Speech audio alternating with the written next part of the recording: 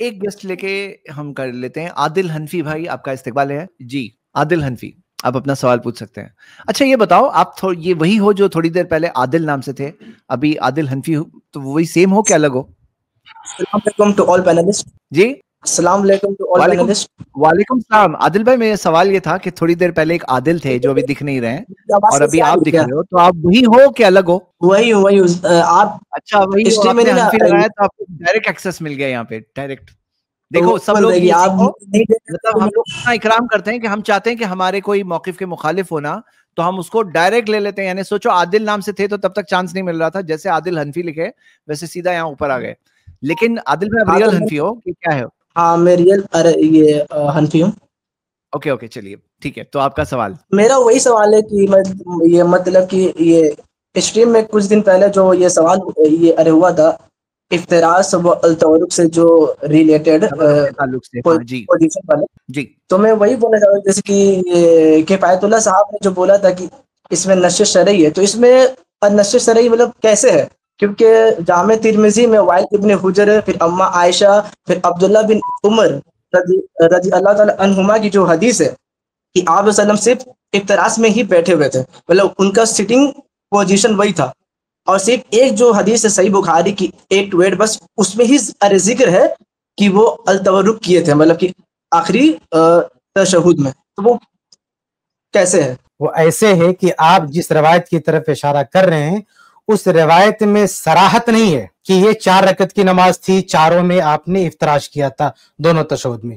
لیکن جو صحیح بخاری کی روایت ہے ابو حمید سعدی رضی اللہ تعالیٰ عنہ کی, اس میں صراحت ہے کہ جب آخری وَإِذَا جَلَسَ فِي الرَّكْعَةِ الْآخِرَةِ پوری صراحت کے ساتھ 4 رکعت کی نماز کا ذکر ہے, اور آخری بیٹھک میں پوری صراحت کے ساتھ ذکر ہے کہ اس میں آپ صلی اللہ علیہ وسلم نے تبرک کیا. اس کے معارض کوئی ایک حدیث آپ بتائیے, یعنی صحیح ہے صریح ہے, اس کے معارض بھی کوئی نہیں ہے. معارض کا مطلب ہے اس کے اپوزٹ میں, اس کے کانٹرڈکشن میں کوئی ایک حدیث بتائیے. جی عادل بھائی آپ کو ابھی موقع مل رہا ہے, بتائیے. ارے تو جامع ترمذی میں جو وائل ابن حجر کی جو روایت ہے کہ وہ مدینہ آئے تھے, وہ خاص کر آپ صلی اللہ علیہ وسلم کی یہ نماز دیکھنے کے لیے, تو اگر کون سی ایک نمبر بتائیے, کون سی روایت اس کو آپ ہوا میں بات کر رہے ہیں, آپ حدیث نمبر بتائیے, ہم دیکھ لیتے ہیں کون سی روایت کی اشارہ کر رہے ہیں آپ. زید بھائی لائیے اس کو اسکرین پہ, کون سی روایت نمبر بولیے بھائی. دیکھیے مجھے تو ابھی نمبر نہیں پتا, لیکن آپ مجھے 1 منٹ کیسے آپ ہوا میں بات کر رہے ہیں, کیسے ہیں نمبر آپ کو نہیں پتا؟ میں آپ کو بتا دیتا ہوں. دیکھیے کیا کیسی روایتیں ہو سکتی ہیں. سنن نسائی وغیرہ میں ہے بھائی جو عام طور سے روایتیں پیش کرتے ہیں. ترمذی میں تو لاؤ نا اللہ کے بندے, آپ ہوا میں بات کر رہے ہو, کون سی روایت ہے ترمذی پتہ ہی نہیں ہے. 1 منٹ رکو, آپ یہاں اتنے مطلب اعتراض لے کر آئے ہو بغیر دلیل ہوا میں بات کرو, کیسے کام چلے گا؟ 1 منٹ رک جائیے, 1 منٹ. ابھی کیسے ہم اندازے سے کیسے جاتے, پتہ نہیں کون سی حدیث آپ کے سامنے. آپ جو بول رہے تھے جب تک وہ ڈھونڈ رہے ہیں 1 منٹ بولے تب تک آپ اپنی بات بتا دیجیے. جی شیخ بتائیے. میں یہ کہہ رہا ہوں کہ جو بھی یہ حدیثیں لاتے ہیں لوگ, ان حدیثوں میں یہ صراحت نہیں ہوتی کہ 4 رکعت کی نماز تھی اور چوتھی رکعت میں اللہ کے رسول صلی اللہ علیہ وسلم نے چوتھی رکعت میں جو ہے تورک آپ نے نہیں کیا, آپ جو ہے پاؤں پر بیٹھے. ایسی صراحت نہیں ہوتی ہے. صحیح, ایسی صراحت نہیں ہوتی ہے. اچھا شیخ میں چاہ رہا تھا کہ میں 3 باتیں کہوں گا.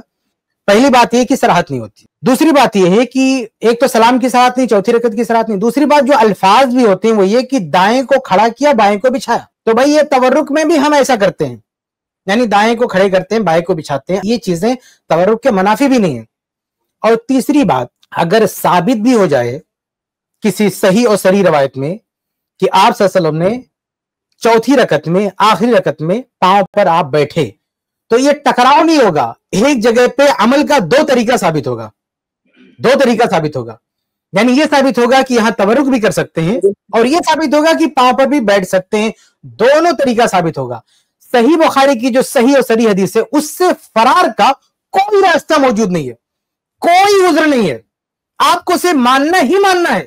اگر اس کے اپوزٹ صحیح اور صریح حدیث بھی لے آئے تو بھی دونوں پر عمل کیا جائے گا. کسی ایک کو چھوڑ نہیں سکتے, آپ دونوں پہ عمل کریں گے. یعنی کبھی آدمی کے سامنے, مصلی کے سامنے آپشن رہے گا, یہ چیز آپشنل رہے گی کہ چاہے تو پاؤں پر بیٹھے چاہے سرین پر بیٹھے, لیکن آپ ترک نہیں کر سکتے.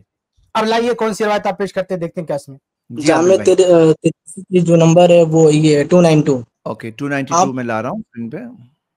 آپ جو بول رہے ہیں کہ اس میں نہیں دیا ہوا کہ وہ 4 رکعت والی یہ نماز پہلے دیکھ لیتے، ان کو خاموش کیجیے، پہلے دیکھ لیتے ہیں انہوں نے کیا حدیث نمبر ہے، کیا حدیث نمبر ہے جی شیخ اسکرین پہ لا رہے ہیں 292 سنن ترمذی کیا جامع ترمذی میں 292 جی یہ دیکھیے شیخ. ہاں اس روایت میں کیا ہے، اس میں یہ ہے وائل بن حجر رضی اللہ عنہ کی جو روایت ہے، کہتے ہیں کہ قدمت المدینہ قلت لانظرن الى صلاۃ رسول اللہ فلما جلس یعنی للتشہد، جب آپ بیٹھے یعنی تشہد کے لیے. اب یہاں پہ یہ صراحت نہیں ہے کہ کون سا تشہد ہے کہ دوسرا ہے، پہلی بات یہاں پہ صراحت نہیں ہے، اس لیے یہ حدیث صحیح بخاری کی حدیث کے خلاف نہیں ہے، یہ حدیث صحیح بخاری کی حدیث کے خلاف نہیں ہے، کیونکہ صحیح بخاری میں دوسرا تشہد کی بات ہے، دوسرے یعنی آخری رکعت کی بات ہے، یعنی دوسرا تو 4 رکعت کی صراحت ہے.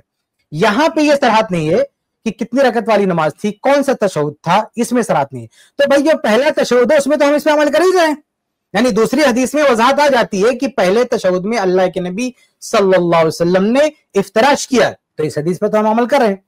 تو اس میں کیا ہے دیکھیے کہ آپ جب تشہد کے لیے بیٹھے تو آپ نے دائیں پیر کو بچھایا اور ووضع یدہ الیسری علی یعنی علی فخذہ الیسری، اور دائیں ہاتھ کو بائیں جو ہے ران پہ رکھا، اور نصب رجلہ الیمنی، دائیں پیر کو کھڑا کیا. پہلی بات تو یہ کہ اس میں صراحت نہ سلام کے ذکر نہیں ہے، تعداد رکعات کا ذکر نہیں ہے، تعداد تشہد کا ذکر نہیں ہے. تو یہ حدیث صحیح بخاری کی حدیث کے خلاف کیسے ہو سکتی ہے؟ صحیح بخاری میں تو وضاحت موجود ہے کہ آخری تشہد میں آخری رکعت میں آپ نے تورک کیا، تو یہ اس کے برخلاف نہیں ہو سکتی. جب اس میں صراحت آ گئی تو اس کا مطلب یہ چیز جس میں صراحت نہیں ہے باقی بیٹھک کے لیے، باقی تشہد کے لیے، آخری تشہد کے لیے نہیں ہے. آخری تشہد میں الگ سے بات آئے گی، یہ اس سے پہلے کا جو تشہد ہے اس کے لیے تشہد اوسط یعنی جو بیچ کا تشہد ہوتا اس کے لیے.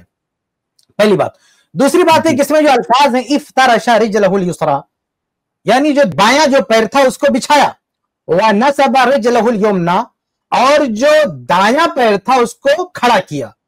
یہ پوزیشن تو تورک میں بھی ہوتی ہے، یعنی یہ پوزیشن تورک کے منافی نہیں ہے، یہ تورک کے خلاف نہیں ہے. بھائی تورک میں بھی یہی پوزیشن ہوتی ہے کہ ہم دائیں کو کھڑا کرتے ہیں، بائیں کو بچھاتے ہیں، لیکن بچھا کے ہم اس کو آگے کر رہے ہوتے ہیں. تو یہ حدیث تورک کے خلاف ہی نہیں ہے، نہ تو اس میں صراحت ہے، نہ یہ اس کے خلاف ہے، نہ الفاظ اس کے خلاف ہے. اس لیے اس روایت کو بیس بنا کے صحیح بخاری کی اس صحیح اور صریح روایت سے فرار اختیار نہیں کر سکتے. میں نے تو یہ بھی کہا نا کہ اگر یہاں پہ صراحت بھی ہوتی کہ چوتھی رکعت ہے، دوسرا تشہد ہے، سب کچھ کلیئر ہوتا تو بھی آپ کو دونوں ماننا پڑتا، آپ کسی ایک کو چھوڑ نہیں سکتے تھے. لیکن یہ تقلیدی دنیا تورک کی حنفی شوافی تو کرتے ہیں، مالکیہ بھی کرتے ہیں، بلکہ احناف تینوں کرتے ہیں. یہ جو آخری تشہد ہے نا، آخری تشہد میں تورک کے قائلین مالکیہ بھی ہیں، شوافی بھی ہیں، حنابلہ بھی ہیں، یعنی تینوں مسلک اس کو مان رہا ہے. صرف احناف کا پرابلم ہے کہ وہ آخری تشہد میں تورک کو نہیں مانتے.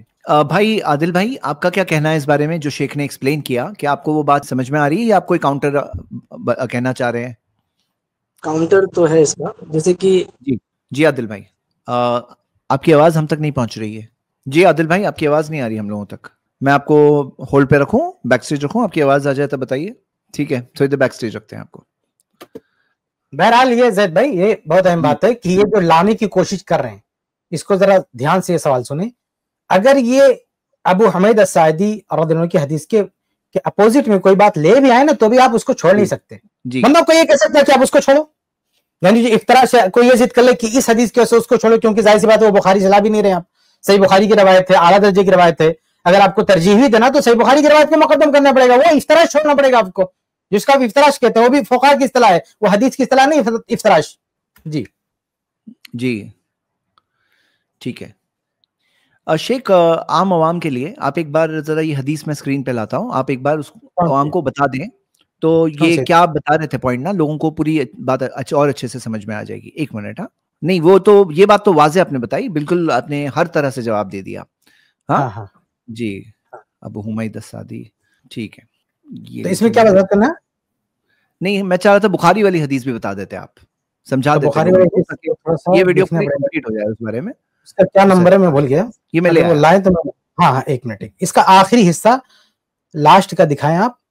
ہاں یہ بس تھوڑا سا روکیے میں بیچ کا بھی بتانا مجھ کو. جی اب اس میں یہ ہے کہ بیچ والا جو تشہد ہے اس کے الفاظ کہاں ہیں؟ فَإِذَا جَلَسَ فِي الرَّكْعَتَيْنِ، کہ جب اللہ کے نبی صلی اللہ علیہ وسلم 2 رکعت کے بعد بیٹھے، یعنی پہلا تشہد اس کو بولتے ہیں، جلس علی رجلہ الیسری، کتنی صراحت آپ دیکھیں. وہ جو ترمذی میں بتا رہا تھا نا کہ پاؤں پر بیٹھے، یہ کلیئر نہیں، یہاں تو کلیئر ہے. یہ جو بیچ والا تشہد ہے جلس علی رجلہ الیسری، آپ بائیں پاؤں پر بیٹھے. جی یہ بھائی صاحب جو ترمذی کی روایت لا رہے تھے نا بھائی، اس میں تو بیچ والے تشہد میں بھی پاؤں بیٹھنے کی صراحت نہیں ہے. یہ بھائی صاحب نے جو دکھایا تھا نا اس میں یہ نہیں تھا کہ بھائی جو ہے بیچ والے پاؤں پر بیٹھے، یہ تھا کہ ایک پاؤں کو کھڑا کیا، ایک پاؤں کو بچھایا، بس اتنی سی بات تھی. لیکن یہ جو صحیح بخاری کی روایت ہے اس میں بہت ہی صراحت کے ساتھ ہے کہ جب 2 رکعت میں بیٹھے جلس علی رجلہ الیسری، کہ آپ صلی اللہ علیہ وسلم بائیں پاؤں پر بیٹھے، ونصب الیمنی، اور دائیں پیر کو آپ نے کھڑا کیا. اس کو کہتے ہیں افتراش، فقہا کی اصطلاح میں، حدیث کی اصطلاح میں نہیں. جی حدیث میں تو تبرک کو بھی افتراش کہہ سکتے ہیں. تو یہ اس کو بولتے ہیں پاؤں پر بیٹھنا. یہ حدیث بہت ہی کلیئر ہے صحیح بخاری کی کہ بیچ والا جو تشہد ہے، تشہد اوسط، اس میں ہم پاؤں پر بیٹھیں گے. بہت ہی اللہ رجلہ الیسری، بہت ہی کلیئر، بہت ہی واضح صراحت موجود ہے. جی لیکن اس کے آگے آپ نے یہ بتایا کہ وہ حدیث جو تھی اس کے اندر جو ترمذی والی حدیث جو ابھی بتائی گئی، اس کے اندر جو بیٹھنا ہے، آپ کا پہلا کہنا ہے کہ یہ ہو سکتا ہے کہ یہ پہلے تشہد میں بیٹھنے کی بات ہے، نمبر 1. نمبر 2، اور اس میں بھی جی دوسرے کی بات ہے تو اس میں جلسہ یہ نہیں ہے، جلسہ علی رجلہ الیسری، یہ اس حدیث میں نہیں ہے. جی وہ صراحت نہیں ہے، یہ صراحت نہیں ہے اس حدیث کے اندر. یعنی کہ وہ حدیث میں اگر دیا ہوتا کہ آخری تشہد میں جلسہ علی رجلہ الیسری، اگر اس حدیث میں یہ دیا ہوتا تو وہ ٹکراتی اس سے. تو یہ ہوتا ہے کہ تو اس سے ٹکراتی، تو پھر اس ٹکراؤ کو ہم ختم نہیں کرتے بلکہ ہم دونوں کو قبول کرتے، دونوں کو ہم لوگ ویسے ہی ہیں الحمدللہ. جی ہاں، ہم کہتے ہیں کہ یہ بھی صحیح ہے اور یہ بھی صحیح ہے. اچھا، اس کے لاسٹ میں آگے بڑھتے ہیں. آگے کیا ہے؟ وَإِذَا، بس روک دیجیے زد بھائی. وَإِذَا جَلَسَ فِي الرَّكْعَةِ الْآخِرَةِ، کتنی صراحت کے ساتھ موجود ہے کہ آخری، دیکھیے پہلے 2 رکعت کا ذکر ہو چکا ہے، اس میں 2 رکعت کا ذکر، اس کے بعد آخری رکعت کی بات ہو رہی ہے. تو یہ 4 رکعت والی نماز ہوتی ہے، آپ 3 رکعت پہ بھی فٹ کر سکتے ہیں آپ، یعنی آخری رکعت دوسرا تشہد ہی ہوگا. آخری 2 رکعت کے بعد جب آخری رکعت کی بات کریں گے تو وہ دوسرا تشہد ہی ہو سکتا ہے. تو فرمایا وَإِذَا جَلَسَ فِي الرَّكْعَةِ الْآخِرَةِ، جب آپ آخری رکعت میں بیٹھے، قَدَّمَ رِجْلَهُ الْيُسْرَىٰ، تو دایاں جو پاؤں تھا اس کو آگے بڑھا دیا، وَنَصَبَ الْأُخْرَىٰ، اور بائیں کو بچھا دیا. یہ تو ترمذی والی روایت میں جو بھائی صاحب دکھا رہے تھے وہ تو یہاں بھی ہے، اتنی سی بات تو یہاں بھی ہے. لیکن آگے اضافہ کیا ہوا؟ وَقَعَدَ عَلَىٰ مَقْعَدَتِهِ، اور آپ اپنی سرین پر بیٹھے، یعنی بایاں جو پیر تھا اس کو نکال دیا، قدم آگے بڑھا دیا، یعنی اس پہ بیٹھے نہیں، اور نصب الاخری دوسرے کو کھڑا کر دیا. وقعد علی مقعدتی، یہ بہت ہی کلیئر ہے تورک کے لیے. اتنی وضاحت، اتنی صراحت کے باوجود بھی ہم حیران ہیں کہ تقلیدی دنیا، بلکہ اہل تقلید میں بھی صرف حنفی ہیں جو اس کو نہیں مانتے، باقی تینوں مانتے ہیں. شوافی مانتے ہیں، حنابلہ مانتے ہیں، اور مالکیہ مانتے ہیں، تینوں مانتے ہیں. ہاں، مالکیہ کیا ہے؟ وہ کہتے ہیں کہ ہر بیٹھے میں تورک کرنا ہے، اور احناف اس کے اپوزٹ میں، وہ کہتے ہیں ہمیشہ پاؤں پر ہی بیٹھنا ہے، نماز کی کوئی بھی بیٹھک ہو پاؤں پہ بیٹھنا ہے. مالکیہ کیا کہتے ہیں؟ ہر بیٹھک میں سرین پہ بیٹھنا ہے. یہ حنابلہ کیا کہتے ہیں؟ جی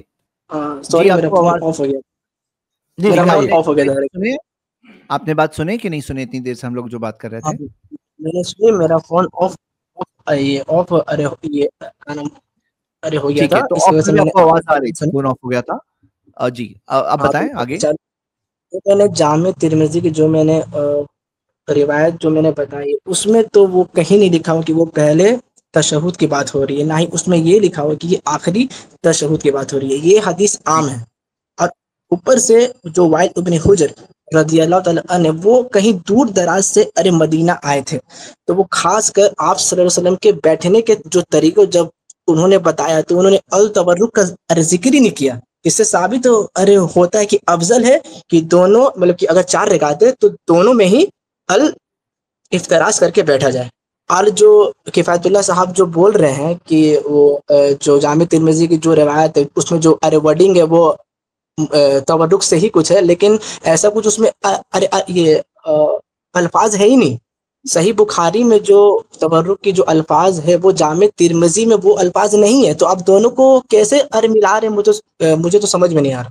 اگر آپ ہوتے نا تو آپ کو جواب مل گیا ہوتا. لیکن زید بھائی یہ بھائی صاحب جو بہت بڑا دعویٰ کرتے ہیں ترمذی کا بھائی اس میں تو پاؤں پہ بیٹھنے کا ذکر ہی نہیں ہے.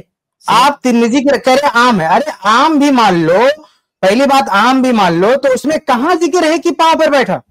یہ بتاؤ اللہ کہاں ذکر ہے؟ اس میں کیا ہے کہ افترش رجلہ الیسریٰ کی جو بایاں پیر تھا اس کو بچھایا, اور آگے کیا نصب رجلہ الیمنیٰ. زید بھائی یہ تھوڑا سا میں پڑھتا ہوں, اس کے بعد آپ صحیح بخاری کی روایت لائیے گا ابو حمید ساعدی کی. اس کو تھوڑا سا وہ کریں, ہائی لائٹ کریں جو الفاظ, تاکہ ان کے ذہن میں بیٹھ جائے. افترش رجلہ الیسریٰ, اس میں کیا ہے کہ بائیں پیر کو بچھایا, اور آگے کیا ہے نصب رجلہ الیمنیٰ, دائیں کو آپ نے جو ہے کھڑا کیا. اب ذرا وہ ابو حمید ساعدی کی روایت لائیے, اس کا آخری حصہ ابو حمید ساعدی کی جو روایت ہے جی رضی اللہ عنہ, صحیح بخاری والی حدیث ہے. ہاں بھائی جی, صحیح بخاری کی روایت ہے. اب اس میں کیا ہے, اس میں دیکھیے کیا ہے کہ جب آخری قدم میں بیٹھے قدم رجلہ الیسریٰ, دائیں پیر کو آپ نے آگے بڑھا دیا, وَنَصَبَ الْأُخْرَى, اور بائیں کو آپ نے کھڑا کیا. بھائی بتائیے ترمذی کی روایت, اس کی روایت میں کیا اختلاف ہے؟ آگے وضاحت کیا ہے, قعد علی مقعدتی, آپ سرین پر بیٹھے. اس میں پوری صراحت موجود ہے, اور اس صراحت کے خلاف وہ روایت نہیں جا رہی ہے. جو ترمذی کی روایت ہے وہ ترمذی کی روایت اس کے برخلاف نہیں جا رہی ہے, کیونکہ جب آپ تورک کرتے ہیں تو بھی ایک پاؤں بچھا ہوتا ہے, ایک پاؤں کھڑا ہوتا ہے. ترمذی کی روایت کیا کہتی ہے کہ ایک پاؤں بچھا رہے اور دوسرا پاؤں کھڑا رہے. تورک میں بھی سیم پوزیشن ہوتی ہے, ایک پاؤں کھڑا ہوتا ہے, ایک پاؤں بچھا رہتا ہے. لیکن یہاں صراحت کیا ہے؟ صراحت یہ ہے کہ آپ سرین پر بیٹھے. یہ صراحت ٹکرا نہیں رہی اس سے ٹکرا نہیں رہی ہے. اس لیے وہ جو بیٹھک ہے, اگر آپ مان بھی لیں کہ وہ جو ہے پاؤں پر بیٹھنے والی بات ہے, جیسا کہ اسی میں صراحت ہے اوپر کہ وَإِذَا جَلَسَ فِي رَكَعَتَيْنِ, جب آپ دو رکعت کے بیچ میں بیٹھے, جَلَسَ عَلَى رِجْلِهِ الْيُسْرَىٰ, آپ بائیں پاؤں پر بیٹھے. اگر ترمذی والی اس روایت کا مطلب آپ یہ لے رہے ہیں کہ تشہد میں بیٹھنا, اس میں تشہد میں بیٹھنے کی بات ہے, لیکن کون سے تشہد یہ ذکر نہیں ہے اس میں. اس میں کون سا تشہد ہے یہ ذکر نہیں ہے. جب اس میں وضاحت آ گئی کہ پہلے تشہد میں پاؤں پہ بیٹھنا ہے, دوسرے تشہد میں سرین پہ بیٹھنا ہے, تو بھئی یہ وہ حدیث اس کے خلاف جا ہی نہیں رہی. یہ روایت صحیح ہے اور صریح ہے. صحیح کا مطلب ان کو نہیں پتا, یہ کتابوں میں بہت اچھے سے وضاحت کریں گے صحیح کیا ہوتا ہے, صریح کیا ہوتا ہے. یہ صحیح اور صریح حدیث ہے, اس کے خلاف وہ حدیث ہے نہیں, کیونکہ اس میں آخری تشہد کا ذکر نہیں ہے. عام کو خاص اور صریح سے نہیں ٹکرایا جاتا ہے. یہ کہتے ہیں نا اصول اجتہاد, کدھر گئے اصول اجتہاد؟ اصول اجتہاد کدھر گئے بھئی؟ عام اور خاص کا جو مسئلہ ہوتا ہے اس کی رعایت ہوتی ہے, تمام فقہا کا اس پر اتفاق ہے. اس لیے یہ جواب نہیں ہے, وہ ترمذی کی روایت صحیح بخاری کا جواب نہیں ہے. اور یہ ابو حمید سعدی رضی اللہ تعالیٰ عنہ, ایسا بھی نہیں کہ کوئی پرانا پہلا عمل تھا, اس کی کوئی صراحت. دوسری بات, سارے صحابہ کو سکھا رہے ہیں, نماز سکھا رہے ہیں, صحابہ کی جماعت میں بتا رہے ہیں, آپ اللہ کے رسول کا طریقہ بتا رہے ہیں, وہ بھی وفات رسول کے بعد سکھا رہے ہیں. اس لیے کوئی شک نہیں ہے اس روایت کے صحیح ہونے میں اور صریح ہونے میں. اس سے اگر کوئی فرار کا راستہ اختیار کرتا ہے تو تقلیدی تعصب کے علاوہ کوئی وجہ نہیں ہے. اور یہ بھی میں وضاحت کر رہا ہوں بار بار, کیا کہ حنفی لوگ اتنے اسمارٹ ہیں, وہ تینوں مذہب کو کیا ہوا, یہ مالکیہ, یہ حنابلہ, یہ شرافے, تینوں کے تینوں ابو حمید سعدی رضی اللہ عنہ کی حدیث پر ایمان لاتے, اس کے مطابق عمل کرتے ہیں. صرف فقہ حنفی کا معاملہ اٹکا ہوا ہے, وہ اپنی خیر منائیں. اس صحیح حدیث کے خلاف صرف تقلیدی تعصب کی وہاں پر اس سے دوری اختیار کی, بس اور کوئی وجہ نہیں ہے. جی عادل بھائی, آپ کا کیا جواب ہے اس چیز کے تعلق سے؟ بھائی جواب برائے جواب مت بنائیے, آپ بات کو سمجھنے کی کوشش کریں, یہاں پہ حق تک پہنچنا ہمارا مقصد ہے. جی بتائیں. مجھے یہ جاننا ہے کہ افتراس اور تورک کا تب ڈیفینیشن کیا ہوا؟ جب دونوں سیم ہے تو پھر اس کا الگ الگ ہونا کیسے ثابت ہوا؟ کیونکہ جو جامع ترمذی کی روایت میں جو لفظ ہے وہ صحیح بخاری کے تورک لفظ سیم نہیں ہے, تو پھر وہ دونوں الگ الگ ہیں. کیسے وہ افتراس و تورک دونوں سیم ہو گئے؟ بخاری کی روایت اپنے آپ میں واضح کلیئر ہے کہ سرین پر بیٹھنا, اس پہ کیوں نہیں عمل کر رہے ہو آپ اس پہ کیوں نہیں عمل کر رہے ہو؟ صحیح بخاری کی روایت پہ آخری بیٹھک میں خاص کیفیت بتا رہے صحیح بخاری کی. جامع ترمذی کی روایت میں کہاں ہے کہ وہ آخری تشہد کے بارے میں بات ہو رہی ہے؟ جامع ترمذی کی روایت میں صرف یہ نا تشہد کی بات ہے, اس کی وجہ سے خصوصی یعنی صحیح روایت, یعنی ایک روایت جس میں صراحت ہے. یہ بتاؤ اس سے ٹکرائے گی کہ جب وہ صحیح ہو نا؟ صحیح روایت سے عام روایت کیسے ٹکرا سکتی ہے؟ عام اور صحیح میں عام اور خاص میں ٹکراؤ کیسے ہوتا ہے؟ عموم و خصوص میں ٹکراؤ ہوتا ہے, تعارض ہوتا ہے. ایکچولی کیا ہے نا یہ بھائی قرآن کی آیت ہے حرمت علیکم المیتہ، مردہ حرام نہیں کھا سکتے. آپ مچھلی کھاتے کہ نہیں مجھے بتاؤ. شیخ آپ کا والیوم اچانک کم ہو جاتا ہے. جی اچانک کم ہو جاتا ہے. نہیں چلا نہیں رہے آپ کو، وہ شیخ کا ایسے ہی انداز ہے. لیکن بات سنیے، آپ صرف مجھے اس بات کا جواب دیجیے. قرآن کی آیت ہے حرمت علیکم المیتہ، مردہ حرام ہے نہیں کھا سکتے آپ. مچھلی مر گئی نہیں کھا سکتے، مردہ ہے، آپ کھا سکتے ہیں مجھے بتائیے. نہیں کھا سکتا. کیوں؟ قرآن میں ہوتا ہے کہ حرمت علیکم المیتہ عام ہے، کھانے کی دلیل کہاں سے لایا؟ وہ تو عام ہے نا. کیونکہ جو حدیث میں ہے وہ سمندری جانور بنا کے بھی کھا سکتے ہیں، جو حدیث میں ہے.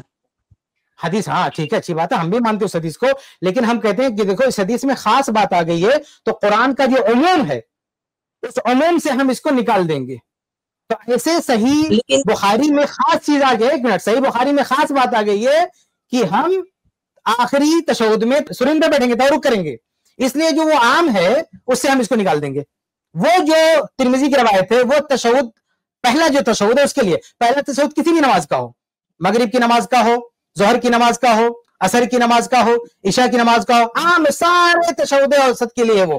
لیکن یہ جو آخری تشہد ہے اس کے بارے میں خاص، آپ اس کو عام کہہ رہے ہیں نا، یہ خاص بات آ گئی ہے صحیح بخاری کی روایت میں، اس لیے ہم اس پہ عمل کریں گے. اچھا میں ایک بات ان کو، کیونکہ وہ بیچ میں شاید وہ ٹائم پہ نہیں تھے بھائی، آپ کو شیخ نے وہ ٹائم پہ بتایا تھا، میں جس ریپیٹ کر رہا ہوں کہ یہاں پہ آپ ایک چیز نوٹس کریے کہ جلسہ علی رجلہ اليسریٰ، کہ نبی صلی اللہ علیہ وسلم بیٹھے اپنے بائیں پاؤں پر. وہ جو ترمذی کی حدیث میں پہلے تو یہ صراحت نہیں کہ بیٹھے کہاں بیٹھے، جب کہاں بیٹھے نہیں دیا ہوا ہے ترمذی کی حدیث میں، تو دونوں باتیں ہو سکتی ہے. برابر ہے، یہ بھی ہو سکتا ہے کہ وہ پہلے تشہد کے بارے میں ہے اور جلسہ علی رجلہ الیسریٰ والی بات ہے، اور دوسری بات بھی ہو سکتی ہے کہ وہ قعد علی مقعدتہ، جو آخری تشہد کی بات ہو.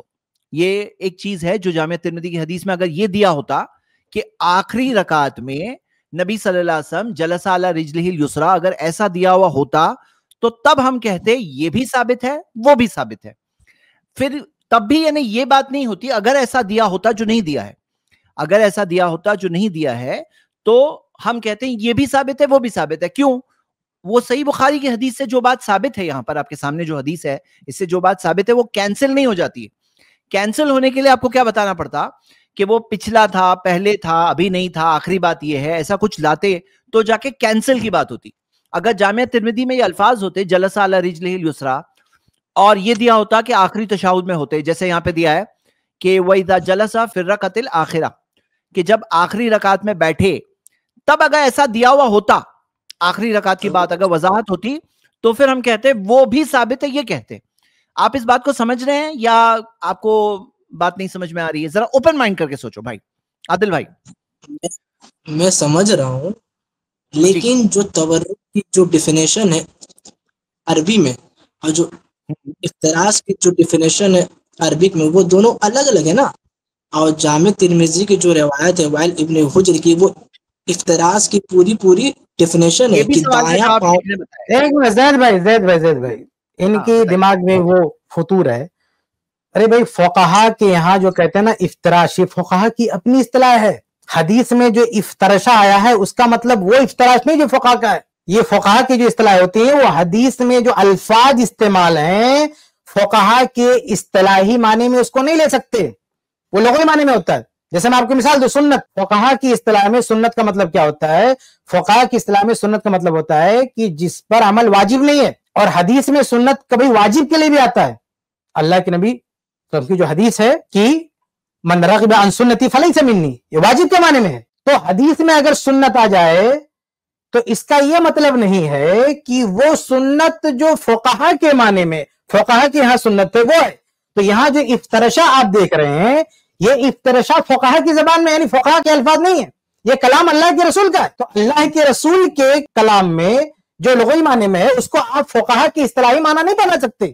جیسے اللہ کے رسول جب لفظ سنت استعمال کریں یا صحابہ سنت استعمال کریں تو آپ جو فقہا کے یہاں لفظ سنت کا معنی ہے وہ آپ یہاں نہیں بنا سکتے. بہرحال وہ ایک الگ چیز، آپ پہنا بھی دو، چلو میں کہتا ہوں آپ پہنا بھی دو.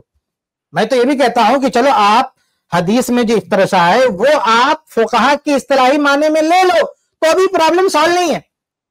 تو بھی اس سے کیا ثابت ہوگا کہ یہاں پہ معاملہ عام ہے یا مطلق ہے، عام ہے، اور جو ہم صحیح بخاری کی روایت پیش کر رہے ہیں وہاں معاملہ بالکل خاص ہے، بہت ہی کلیئر ہے کہ آخر رکعت میں آپ جو نے تورک کیا، یعنی سرین پر مقعد پر آپ بیٹھے، قعد علی مقعدتہ، مقعد پر اللہ کے رسول صلی اللہ علیہ وسلم بیٹھے، تو بھائی یہ اس دونوں میں کوئی ٹکراؤ نہیں ہے، کوئی ٹکراؤ نہیں۔ آپ فقہاء کی اصطلاح میں میں تو ضمنی بات کر رہا تھا نا، میں تو ایک نقطہ پیش کر رہا تھا کہ بھائی یہ افتراشا کا لفظ جو ہے وہ تورک کے منافی بھی نہیں ہے، چلو آپ منافی مان لو، آپ مان بھی لو، تو بھی صحیح بخاری کی حدیث سے یہ حدیث ٹکرا نہیں رہی ہے۔ میں نے اسی لیے مثال دیا نا کہ قرآن کہتا ہے حرمت علیکم المیتہ، مردہ تمہارے لیے حرام ہے، آپ کہتے ہیں حدیث میں چونکہ وضاحت آ گئی اس لیے مچھلی کو وہاں سے نکال لیں گے۔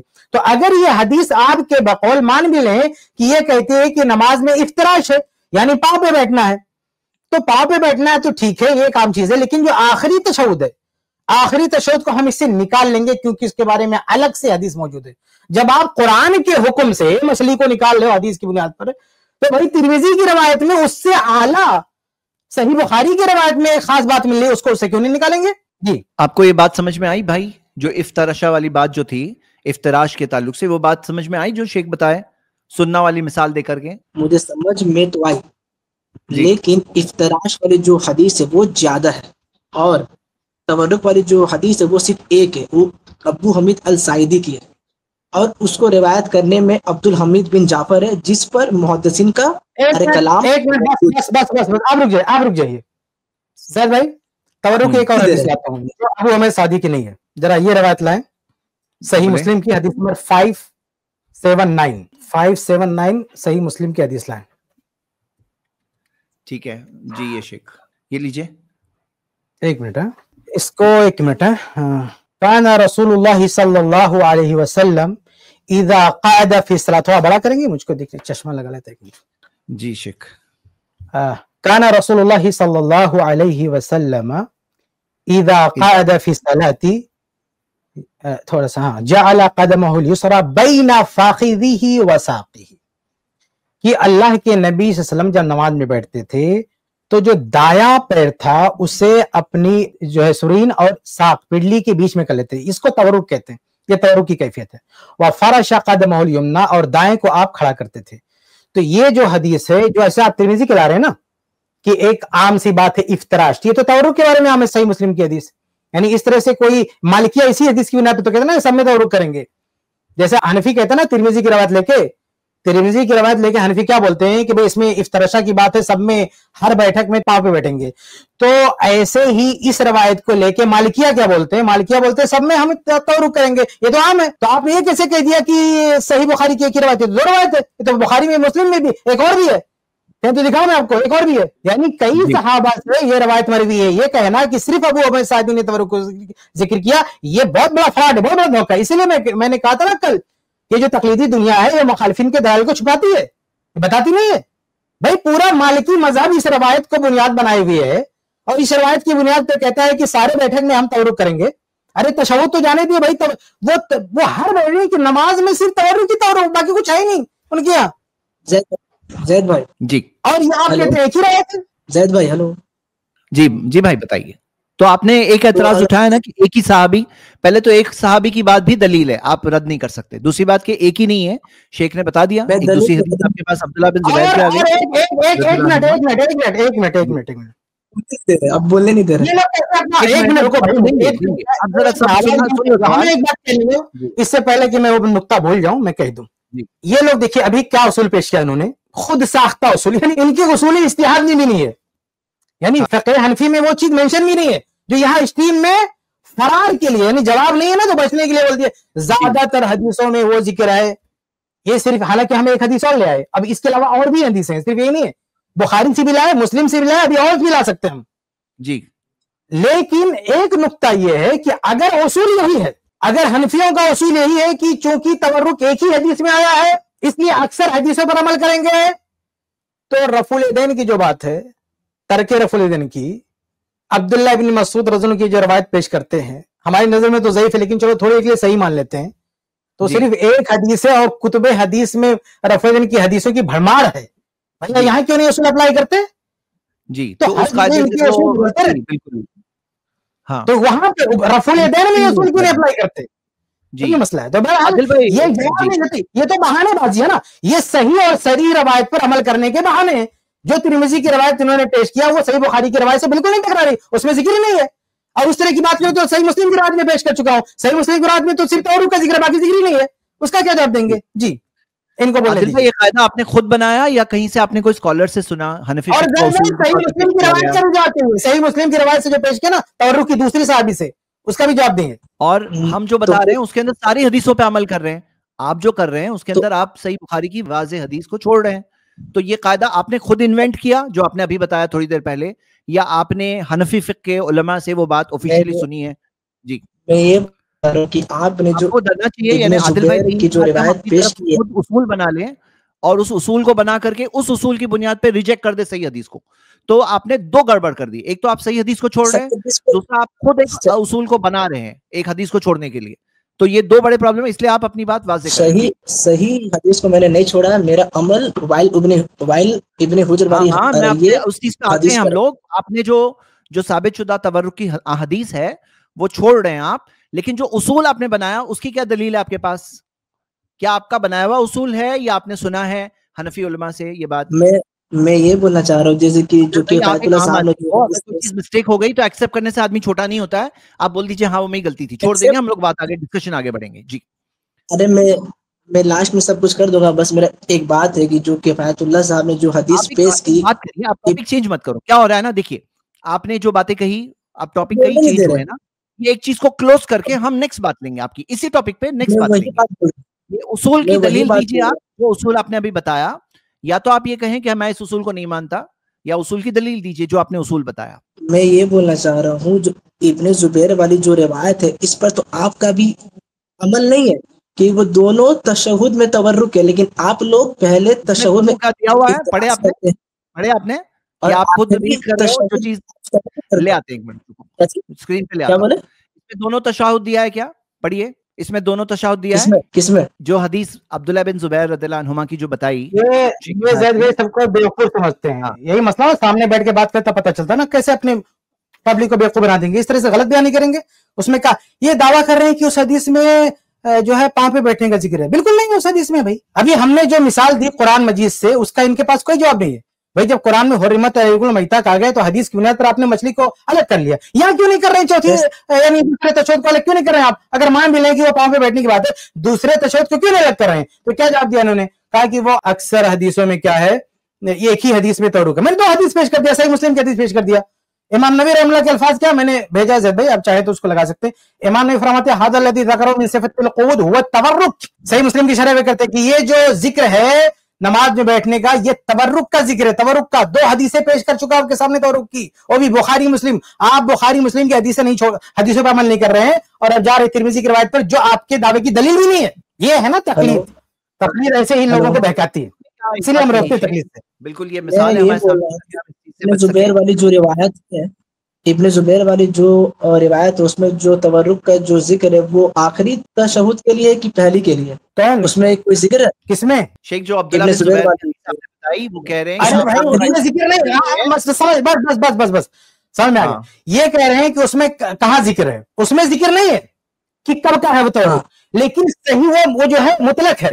لیکن صحیح بخاری کی روایت میں اس کی تقید آ گئی ہے کہ وہ آخری تشہد کا ہے. صحیح بخاری کی روایت میں پہلے تشہد کا بھی ذکر ہے اور دوسرے کا بھی ذکر ہے, اور پہلے تشہد کے بارے میں صراحت آ گئی کہ پاؤں پر بیٹھے ہیں. اس لیے مسلم کی روایت وہاں بیچ والے تشہد میں ہو ہی نہیں سکتا, کیونکہ مسلم کی روایت عام ہے. اس میں یہ ذکر نہیں کہ کہاں کا واقع ہے, مطلق ہے. اس میں یہ ذکر نہیں ہے کہ یہ بیٹھک کس وقت کی ہے. لیکن جب ہم صحیح بخاری کی ابو حمید الساعدی کی روایت پڑھتے ہیں تو اس میں اس اطلاق کی تقید آ جاتی کہ بھئی یہ جو معاملہ ہے تورک کا, یہ آخری تشہد کے ساتھ ہے. اس لیے ہم دونوں پہ عمل کر رہے ہیں. کس پہ عمل کر رہے ہیں؟ ہم صحیح مسلم کی اس روایت پہ عمل کر رہے ہیں. اس روایت کی وضاحت ابو حمید سعدی کی روایت سے ہو جاتی ہے, اور آپ نے جو ترمذی کی روایت پیش کی اس کی بھی وضاحت کر دیتی ہے ابو حمید سعدی کی روایت, کیونکہ بیچ والا جو تشہد میں صراحت آ گئی پاؤں پر بیٹھنا. تو ہم نے تو تینوں کو نہیں لیا نا, صحیح بخاری کی روایت پہ بھی عمل کر رہے ہیں, صحیح مسلم پہ بھی عمل کر رہے ہیں, ترمذی پہ عمل کر رہے ہیں, تینوں پہ عمل کر رہے ہیں. آپ کی تقلیدی دنیا اس کو سمجھنے سے قاصر ہے, تقلید کا تعصب ان کو روکے ہوئے ہے. آپ سمجھ رہے ہیں بھائی عادل بھائی, جو بات ہم قرآن پہ عمل کر رہے ہیں کہ مردہ حدیث پہ عمل کر رہے ہیں مچھلی کھا رہے ہیں. یہ جو آپ نے کہا کہ بھئی اس میں دونوں تشہد آپ لوگ عمل نہیں کر رہے ہیں، تو یہ بات تو آپ کی اور ایک بات غلط ہو گئی اس ڈسکشن کے اندر، ہے نا. ابھی یہ بتاؤ کیا دلیل ہے آپ کے پاس بچی ہوئی تورک نہ کرنے کے لیے؟ کوئی دلیل بچی ہے آپ کے پاس؟ ہاں آ رہی ہے آواز بھائی، بتائیے. جی ہاں بتائیں عادل بھائی، آپ کو آواز آ رہی ہے؟ ویڈیو رک کے آ رہی ہے. سنو ایک کام کرو، آپ پورا ٹھنڈے دماغ سے پورا ڈسکشن ایک دو بار سن لو، دیکھ لو، پھر بھی کوئی چیز باقی رہے نا تو ابھی ایک ویڈیو کا جواب دیں گے، میں آپ کو لے لوں گا واپس. آپ یہ پورا ایک بار پھر سے اطمینان سے لے لو. آپ کا سگنل یہاں جا رہا ہے، آپ کو بات سمجھ میں شاید نہ آئی ہو، ہاں تو آپ دیکھ لیجیے ایک بار اور پھر دیکھ کر کے آئیے. ہاں عادل بھائی ٹھیک ہے، اچھی بات ہے، شکریہ، جزاک اللہ خیر، آپ آئے ہماری اسٹریم میں. شیخ خلافیت بحقی والی بھی روایت ہے تورک کی نا، حضرت عمر سے جو مروی ہے سرفراز ہے. شیخ ابھی کیونکہ تورک پہ بات ہوئی ہے، وہ روایت بھی پیش کر دے، وہ روایت بھی پیش کر دینا تاکہ مکمل ہو جائے. میں نے ابھی کہا نا کہ ابھی میں نے صرف بخاری کی پیش کیا ہے، مسلم کی پیش کیا، اور بھی ہے تو میں نے نکال کے رکھا ہے میرے سامنے. وہ بھی دکھا دیجیے شیخ، حجت تمام ہو جائے نا، حجت تمام ہو جائے.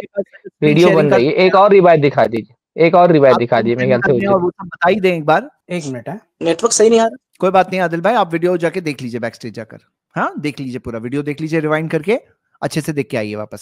نیٹ ورک صحیح نہیں آ رہی. ہلو کوئی بات نہیں، کوئی بات نہیں، میں آپ کو ریموو کر رہا ہوں. شیخ آپ اسکرین شیئر کر رہیں. ایک منٹ، میں نے گروپ میں بھیجا ہے، اس سے آپ لگا دیں، اس سے آپ لگا سکتے ہیں. وہ حدیث میں نے بھیج دیا ہے.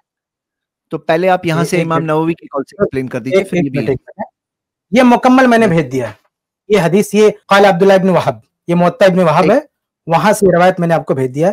یہ جو ہے موطا ابن وہب کی بھی روایت ہے. بہرحال 3 صحابہ سے ہمارے سامنے تبرک کی حدیث موجود ہے. 3 صحابی سے، صحیح مسلم سے موجود ہے، صحیح بخاری سے موجود ہے، اور موطا ابن وہب. یہ اصل میں وہ صحیح، یہ جو زید بھائی نے پیش کیا یہ وہ حدیث ہے جو صحیح مسلم سے ہم نے پیش کیا. تو امام نووی اس حدیث کی شرح میں کیا کہتے ہیں؟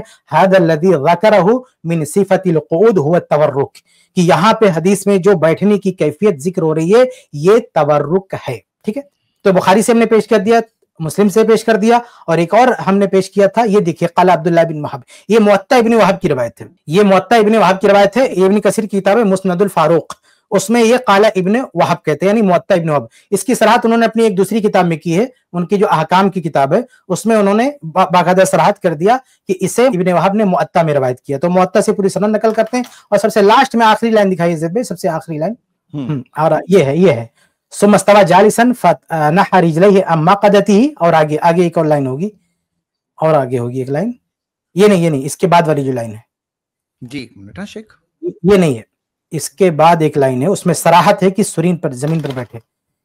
جی یہ نہیں ہے، اس کے بعد ایک لائن ہے، ہاں یہ ہے، ہاں وَأَلْزَمَ مَقْعَدَتَهُ الْأَرْضَ، کہ آپ سرین پر بیٹھے، اپنی سرین کو اپنی زمین سے چپکا دیا، اس کو بولتے ہیں تورک.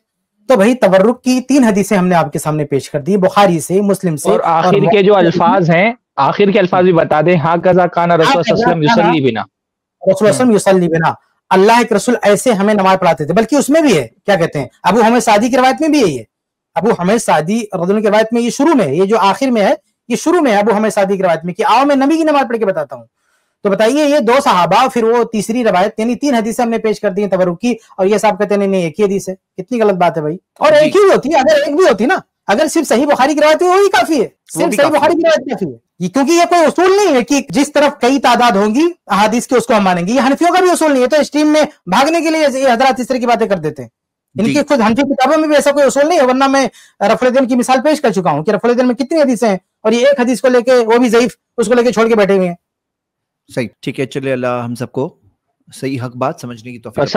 اصل میں مقلد جو ہے نا، اس کے اصول بدلتے رہتے ہیں ہر مسئلے میں، اور اس کی وجہ یہ ہے کہ اس کے لیے اصل مسئلہ نہ دلیل کا ہے نہ اصولوں کا ہے. کل بھی یہ بات میں نے کہی تھی کہ اس کے لیے نہ اس کو دلیل سے مطلب ہے نہ اس کو اصول سے مطلب ہے، اس کو مطلب ہے اپنے امام کے قول کو صحیح ثابت کرنے سے. اس لیے ہر مسئلے میں نہ اس کی دلیل بدل جاتی ہے، اس کے اصول بدل جاتے ہیں. ایک مسئلے میں اپنے امام کے حق میں اگر کوئی اور اصول بنتا ہے تو وہی اصول فالو کرتے ہیں، دوسرے مسئلے میں وہی اصول اپنے امام کے خلاف جا رہا ہوتا ہے تو اس کو فالو کرنے لگتے ہیں. آج جو گفتگو ہوئی ہے یہ اس بات کا ایک بہت ہی واضح ثبوت ہے جو ہم بار بار کہتے ہیں کہ مقلد کو آپ کتنی بھی حدیث پیش کر دے وہ اپنے امام کے قول کو نہیں چھوڑتا. اس سے پہلے بھی ہم نے اس طرح کی بہت ساری مثالیں بتائی تھیں کہ یہ دلیل صرف نام کے لیے. مقلد کو ویسے بھی دلیل سے کیا لینا دینا ہے بھائی؟ اس نے تو تقلید میں جب یہ طے کر لیا ہے کہ میں اپنے امام کے قول کے باہر نہیں جاؤں گا تو اس کو دلیل سے کیا لینا دینا ہے؟ اس نے تو اپنے طے کیا ہے نا کہ میں دلیل استدلال نہیں دیکھتا ہوں، میں تو امام کا قول دیکھتا ہوں. مقلد دلیل صرف اس لیے بات کرتا ہے دلیل پر تاکہ اس کے امام کا قول صحیح ثابت ہو سکے. اور کتنا بھی اس کے سامنے صراحت کے ساتھ حدیثیں پیش کر دی جائیں، آپ دیکھیں کہ یہ سوائے تقلیدی ضد کے اور کیا ہے کہ یہ بندہ اتنی حدیثیں پیش کرنے کے باوجود بھی اس نے تسلیم نہیں کیا حق کو. کیونکہ اصل میں یہ تورک ترک اس لیے نہیں کر رہا کہ حدیث کے اندر نہیں ہے، یہ تورک اس لیے ترک کر رہا ہے کیونکہ اس کے امام نے نہیں کیا ہے. یہ اصل میں اپنے امام کا مقلد ہے اور یہ دلیل صرف اپنے امام کو بچانے کے لیے لانے کی کوشش کرتے ہیں. تو یہ اس سے زیادہ واضح مثال میرے خیال سے اور کیا ہی ہو سکتی ہے. اور جو بھی ہمارے حنفی بھائی اسٹریم سن رہے ہیں ان کو یہ دیکھنا چاہیے کہ ایسے معاملات میں جہاں اللہ کے نبی کی صحیح صریح حدیث ثابت ہو جائے، نہ صرف اللہ کے نبی کی حدیث ثابت ہے بلکہ شیخ کفایت بار بار بتا رہے کہ جمہور کا قول ہے. آپ ہم سے کہتے ہیں مجتہدین کو نہیں مانتے، اب بتائیے مجتہدین کو کون نہیں مان رہے؟ ہم سے آپ بار بار اعتراض کرتے ہیں کہ اہل حدیث مجتہدین کو نہیں مانتے، آپ بتائیں مجتہدین کو کون نہیں مان رہے؟ دلیل بھی آ گئی، مجتہدین کا استنباط بھی آ گیا، پھر بھی آپ نہ دلیل مان رہے ہیں نہ مجتہدین کو مان رہے. کیوں نہیں مان رہے؟ صرف اس لیے کیونکہ آپ کے امام کے قول کے خلاف ہے. اب آپ جو انصاف کی نظر سے دیکھنے والے حضرات ہیں وہ خود فیصلہ کر لیں کہ مسلک و منہج، دین کو سمجھنے کا جو طریقہ ہے وہ کس کا حق پر ہے؟ اہل حدیث حق پر ہے یا حنفیوں کا طریقہ مسلک اور منہج کو اور جو ان کا مسلک و منہج ہے وہ حق پر ہے؟ عادل بھائی آپ اپنی جو دلیل ہے وہ لے سکتے ہیں. السلام علیکم. اعلیٰ حضرت کا چیلا بہت ویٹ کر رہے ہیں، ان دونوں کے بعد میں اعلیٰ حضرت کا چیلا ہم لیں گے اور پھر ہم آپ کی ویڈیو کا جواب دیکھیں گے. جی شیخ کنٹینیو. وعلیکم السلام، بتائیے. خیریت ہے زید بھائی؟ جی الحمدللہ. آپ کون بول رہے ہیں؟ اظہر بول رہے ہیں عادل بول رہے ہیں؟ میں اظہر بات کر رہا ہوں. تو اظہر بھائی کفایت اللہ صاحب جی ایسا کریے پہلے عادل بھائی کی ایک بات ادھوری ہے. اظہر بھائی سن رہا ہوں، بتائیے. اظہر بھائی آپ ہولڈ کرو. چھوٹا سا سوال ہے میرا، صرف چھوٹا سا سوال ہے، پھر میں لیفٹ کر جاؤں گا.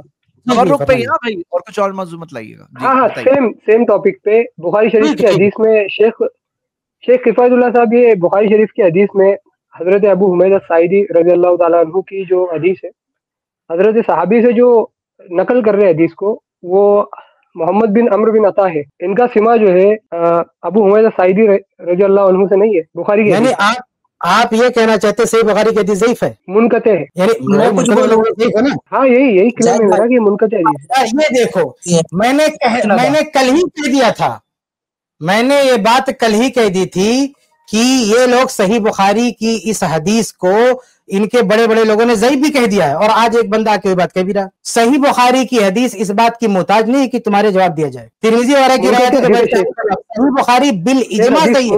آپ کسی ناقد امام کا نقد دکھائیں، صحیح بخاری کی حدیث پر اجماع ہے، بالاجماع کی حدیث صحیح ہے. میں آپ کو علماء احناف کے بھی حوالے دکھاؤں. صحیح بخاری پر آپ صحیح بخاری کی ایک منٹ کون آدمی ہے؟ غصہ نہیں ہوئی ہے. غصہ کیوں؟ تم جیسے لوگوں کو صحیح بخاری کہنے دیں گے، تمہیں ہم صحیح بخاری کہنے دیں گے. اگر تمہیں نہیں صحیح بخاری پر نقد کا جواب بھی دیں گے لیکن اس لیول کا عالم لے کر آؤ. کوئی بھی للو پنجو آئے گا صحیح بخاری کی سند پہ اعتراض کرے گا، ہم میرے کا جواب دیں گے؟ ہمارا دماغ خراب ہے. چلے ٹھیک ہے، چلے ہو گیا. نہیں ہونے کیا بہت بڑی بات بولے ہو. غصہ کیوں ہو رہے شیخ؟ ارے ٹھنڈا غصہ کی بات ہے نا بھائی، بات غصے کی ہے. صحیح بخاری کی روایت پہ یہ شخص یعنی اعتراض کے نام پہ کچھ بھی آپ پیش کر دے گا. صحیح بخاری کی حدیث ضعیف کہہ دے گا. صحیح بخاری کی حدیث پر بحث کرنے کے لیے اس درجے کا معیار چاہیے. یا للو پنجو آئے گا سند پہ اعتراض کرنے کے لیے کہ صحیح بخاری منقطع ہے. جواب دے دو. میں خاموش ہوں، میں تو کچھ بولی. اس آدمی کو بتاؤ، اس مردود کو صحیح بخاری کی روایت پہ آیا ضعیف کرنے کے لیے. اپنے علماء کو بتاؤ جن لوگوں نے تعویلات کی ہے، جو صحیح بخاری کی حدیث کو صحیح مان چکے ہیں، کچھ لوگوں نے ضعیف کہنے کی کوشش کی ہے، ان کی بات نہیں بن پائی ہے. تو آلریڈی جو چیز یہ مان رہے ہیں ہم اس پر کیوں بات کریں؟ ان کی پوری جماعت یعنی یکا دکا لوگوں نے ضعیف کی طرف گیا، ورنہ ان کی پوری جماعت اس کو صحیح مانتی ہے. آپ اپنے یہاں سے اپنے علماء کو لائیں جو کہیں کہ صحیح بخاری کی روایت ضعیف ہے، اس کے بعد ہم بحث کرتے ہیں. لیکن بحث سے بھاگنے کے لیے آپ قرآن کی آیت کا انکار کر دیں, صحیح بخاری کی روایت کا انکار کر دیں, تو یہ تھوڑی اس سے بات بنے گی. اور ہم نے صرف صحیح بخاری کی حدیث نہیں پیش کی, صحیح بخاری کی بھی حدیث ہے, صحیح مسلم کی حدیث ہے, 3 حدیث ہم نے پیش کر دی ہے. بہرحال صحیح بخاری پر اگر سند پہ بات کرنا ہے تو ہم ہر شخص کو آزادی نہیں دیں گے کہ آگے صحیح بخاری کی سند پہ بات کریں. آپ لاؤ کسی عالم کو, ایسا جاہل جبال آدمی آ گیا سند پہ اعتراض کرے گا, منقطع بنیاد کیا ہے؟ آپ نے کہاں سے لیے یہ بات جو آپ نے صحیح بخاری کی حدیث پہ اعتراض اس آدمی کو بھگاؤ, یہ آ رہا ہے صحیح بخاری صحیح بخاری پر اس کو ہم نقد نہیں کرنے دیں گے. یہ اپنے کسی عالم کو لے کر آئے, میں بات کرنے کو تیار ہوں. یہ اگلی اسٹریم میں لے کر آئے کسی عالم کو جو یہ کہے کہ صحیح بخاری کی حدیث ضعیف ہے, یہ کفایت اللہ سلام بھی تیار بات کرنے کے لیے لے کر آئے کسی عالم کو. لیکن للو بنگی آ کے کوئی صحیح بخاری کو سمجھ ضعیف ہے. مجھے میں بحث کر سکتا ہوں, کیسے بحث کر سکتے ہو؟ نام بتاؤ, چہرہ لاؤ, نام بتاؤ, چہرہ دکھاؤ, اپنی کوالیفیکیشن بتاؤ. تو آپ کو صحیح بخاری کی حدیث ضعیف ہے اور ہم تماشا کریں. جو چیز مسلم ہے, جو فریقین میں مسلم ہے, یعنی احناف کی پوری جماعت لوگ پوری جماعت مانتی ہے حدیث صحیح ہے, اور یہاں کی تماشا کریں کہ حدیث ضعیف ہے. جی ارے بڑے عالم کو کراؤ نا تاکہ پتہ چلے, تمہارا چہرہ لوگوں کے سامنے آیا نا کہ تم حدیث کو ضعیف کرتے ہو. اب یہاں یہ للو بنجو بول کے چلے جائیں گے اور حنفی دنیا کہا کہ ارے وہ تو پتہ نہیں کون بول کے گیا. تم اپنے علماء کو لے کر آؤ نا سامنے, چہرہ دکھاؤ جو کہیں کہ وہ حدیث ضعیف ہے, پھر ہم بات کرتے ہیں اسے. جی میں صحیح بخاری کی حدیث کو ضعیف نہیں بول رہا ہوں, آپ بات تو سن ہی نہیں رہے. بولیے کیا بول رہے ہیں تو میں بولوں, آپ کی بات الگ ہے, آپ کی بات ابھی شروع ہو رہی ہے. ہاں بولیے کیا بولنا چاہ رہے ہیں, بولیے. جو صحیح بخاری کی جو حدیث ہے عبدالحمید بن جعفر والی, اس کے بہت سارے ترک ہیں. جو صحیح بخاری کے جو حدیث ہے عبدالحمید والی, اس ترک میں تورک کا ذکر ہے, لیکن اس کے بہت سارے ترک ہیں جس میں وہ تورک کا ذکر نہیں ہے. تو اس سے سرئی وہ کیسے ہو گئی؟ اور امام طحاوی نے اس کو منقطع کہا ہے, کیونکہ محمد بن عمر بن عطا اور ابو حمید یہ ہم اس حدیث کو ضعیف نہیں ثابت کر دیں گے. اس حدیث کو اگر ضعیف ثابت کرنا ہے آپ کسی عالم کو لے کر آئیں. ہم للو پنجو کو اس بات کا اختیار نہیں دیں گے کہ صحیح بخاری کی کسی سند پر کلام کرے ہو. یہ بات مسلم ہے. یہ جب ان کے عوام, ان کے علماء کی ہمت نہیں ہے کہ آ کے صحیح بخاری کو ضعیف کرے, تاکہ لوگوں کو پتا چلے نا, تاکہ لوگوں کو پتا چلے کہ بھائی حنفی لوگ صحیح بخاری کی حدیث کو ضعیف کہتے, اہل حدیث کو بدنام کرتے. ارے بھائی کتب ستہ کی باہر کی حدیث ہوتی ہے, ہم جب ضعیف کہتے ہیں تو یہ بدنام کرتے ہیں اہل حدیثوں کو کہ تو حدیث کو ضعیف. ارے تم ایسی حدیث کو ضعیف کہہ رہو جس پر امت کا اتفاق ہے, یعنی صحیح بخاری کی حدیث پہ کلام کرتے ہو, تو صحیح بخاری کی حدیث کو ضعیف کہنا ہے. آپ اس لیول کے آدمی کو لاؤ, ہم یہاں تماشا نہیں بننے دیں گے. آپ دوسری کسی کتاب کی حدیث سے چلو تھوڑا بہت بات کر لیں گے سند پہ, لیکن صحیح بخاری کی سند کو ضعیف کہنے کے لیے آپ کو کوئی عالم لانا پڑے گا. ہم انون آدمی جو اپنا چہرہ بھی نہیں دکھاتا, یہ بھی نہیں پتا کہ کسی ادارے سے فارغ ہے, ہم بڑے عالم کی بات نہیں کرتے, کم سے کم پتا چلا نا کسی ادارے سے پڑھا لکھا فارغ شخص ہے, ورنہ ہم صحیح بخاری کی سند پہ کلام نہیں کرنے دیں گے. آپ کسی عالم کو لے کے آؤ, ہم کلام کرنے کے لیے تیار ہے, بحث کرنے کے لیے تیار ہے, لیکن تماشا نہیں بننے دیں گے. صحیح بخاری کا لیول اتنا نہیں گرا ہوا ہے کہ للو پنجو آ کے اس کی سند پہ اعتراض کریں. جی تو دیکھیے کیا ہوتا ہے نا, آج جو انکار حدیث کا فتنہ شروع ہوا ہے نا, یہ کہیں یہ سب لوگ ایک طرح سے شروعات دے اور زید بھائی یہ کوئی نئی بات ہے کہ ہم کو نہیں پتا. میں نے کل کی اسٹریم میں کہا ہے کہ ابو حمید سعدی کی روایت کا جب جواب نہیں آتا ہے تو یہ دو ہی بات کرتے ہیں, کیا یا تو کہتے ہیں کہ حدیث ضعیف ہے, یا کہتے ہیں وہ بیماری کا کوئی مسئلہ ہوگا. تو یہ کوئی نئی چیز نہیں ہے جو آپ پیش کر رہے ہو, ڈھونڈ ڈھونڈ کے لا رہے ہو کہ فلاں ضعیف کا ضعیف. ارے بھائی یہ تو میں نے کل ہی کہہ دیا ہے, یہ مجھے پتا ہے, ایسا نہیں معلوم ہے کہ لوگوں نے نقد کیا ہے. مجھے پتا ہے کہ اس کی سند پہ نقد کیا حنفیوں نے اپنی عزت بچانے کے لیے, لیکن یہ صحیح بخاری کی روایت ہے, اس پر نقد کرنے کے لیے وہ معیار چاہیے. للو پنجو کو ہم اجازت نہیں دیں گے کہ صحیح بخاری کی سند سے کھلواڑ کریں. لاؤ کسی عالم کو, ہم بات کرنے کے لیے تیار ہیں. صحیح بات ہے, واضح طور پر ایک امت کا اجماع ہے, اور صرف اپنے مسلک کو صحیح ثابت کرنے کے لیے, یعنی کہ یہاں بخاری کے اندر صرف صحیح ہونے کی بات نہیں ہے, پورے امت کے اجماع کی بیکنگ ہے اس حدیث کے پیچھے. ٹھیک ہے, چلیے آگے بڑھتے ہیں. اور اگر وہ سمجھتے ہیں کہ ان کے پاس دلیل ہے تو وہ کوئی بیسس کے ساتھ میں آئیں, کوئی بنیاد کے ساتھ میں آئیں, تو انشاءاللہ بات کریں گے. زید بھائی ایک مزیدار بات تو رہ گئی, یہ وہ حدیث ہے نا جو تھوڑی دیر پہلے حنفی لے کر آئے تھے, رب العالمین کا ترک صحیح بخاری سے ثابت ہو رہا ہے. یہ وہی حدیث ہے نا ابو حمید سعدی کی, یعنی آپ سب کو پتا ہوگا یہ بات ہماری اسٹریم میں ڈسکس ہوئی تھی. حدیث ہے جو حنفی لے کر آ رہے تھے یہ منوانے کے لیے لا رہے تھے کہ اس میں رفع الیدین نہیں ہے.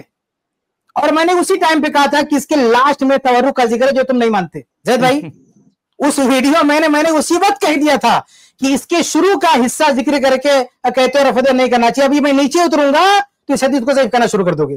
اور हकीकत में आज हम नीचे उतरे तो ये बंदे उसको ज़ईफ़ कहने लगे। ऐसा ग्रुप है भाई ये तकलीफ कहाँ लेकर एक मिनट किफायत भाई, आप शुरू से किफायत भाई पीछे का थोड़ा तारुफ कराइए शुरू वाला, और फिर ये बात दोहराइए इसकी एक क्लिप को कि ये ऐसा करते हैं। ये शुरू जो बात हुई थी उसका हवाला दीजिए और फिर से ये बात फिर से दोहराइए आप। ये शाबान कुछ दिन ऐसा था, नहीं कुछ किसी स्ट्रीम में कुछ लोग आए थे और मेरे ख्याल से वो रिकॉर्ड है स्ट्रीम, वो ढूंढने के तो मिल जाएगी वो क्लिप। उसमें कोई शख्स आया था जिसने अबू हमीद साइदी की इस रवायत को पेश करके ये कहा कि रफ़ुल दैन इसमें जिक्र नहीं है। तो जाहिर सी बात है सही बुखारी की हदीस पेश कर रहे थे, उसको सही मान लेते ना कि रफ़ुल दैन का जिक्र नहीं है। मैंने उसी वक्त टोका था, उसी दिन टोका था कि इसके नीचे उतर के देखो क्या है। मैंने कहा इसके नीचे जो तवरुक का जिक्र है इससे भागे रास्ता नहीं मिलता तुमको। और हकीकत में आज जब तवरुक की बहस शुरू हुई और हमने उसी हदीस को कोट किया तो यही बंदे आके कहते ज़ईफ़ है। अरे ज़ईफ़ थी तो तर्क रफ़ुल दैन का को साबित किया इससे, और आज आके सिखा रहे हैं कि नहीं होती ज़ईफ़ है। इमाम बुखारी से भी बड़े सनद के माहिर बन रहे हैं। अच्छा ये बात मैं भाई इससे पता चला इस बात से कि इनके नजदीक ना हदीस है अहम, ना कुरान है अहम, जो हम लोग वो बात बार बार कह रहे हैं, तकरीबन इन दिनों हर स्ट्रीम में कह रहे हैं कि इनके नजदीक सिर्फ कौले इमाम के दिफा के लिए किसी चीज को सही साबित करते हैं और कौले इमाम के दिफा के लिए किसी चीज को ज़ईफ़ साबित करते हैं। कौले इमाम के दिफा के लिए कहते हैं ये खबर वाहिद है इसलिए हुज्जत नहीं, और कौले इमाम के दिफा के लिए कहेंगे कि फजाइल अमाल में ज़ईफ़ हदीस भी हुज्जत है, और फिर फजाइल अमाल के अहकाम की हदीसों में ज़ईफ़ हदीस लाते हैं। अहकाम क्या अकायद के जो है मसाइल में भी फिर ज़ईफ़ को हुज्जत बना डालते हैं। तो ये दोनों तरह से करते रहते हैं सिर्फ अपने मसलक और अपने इमाम को बचाने के। इस क्लिप की फुल वीडियो देखने के लिए हमारे चैनल पर जरूर आएं। iPlus TV ने एक नया YouTube चैनल शुरू किया है जिसका नाम है iPlus TV इख्तिलाफ का हल। इस चैनल पर सिर्फ इख्तिलाफी मसाइल पर वीडियोस आएगी, लेकिन दलाइल के साथ और भाईचारगी के साथ।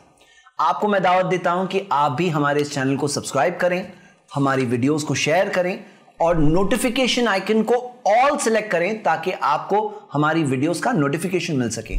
जज़ाकल्लाहु खैर, वस्सलाम अलैकुम रहमतुल्लाह।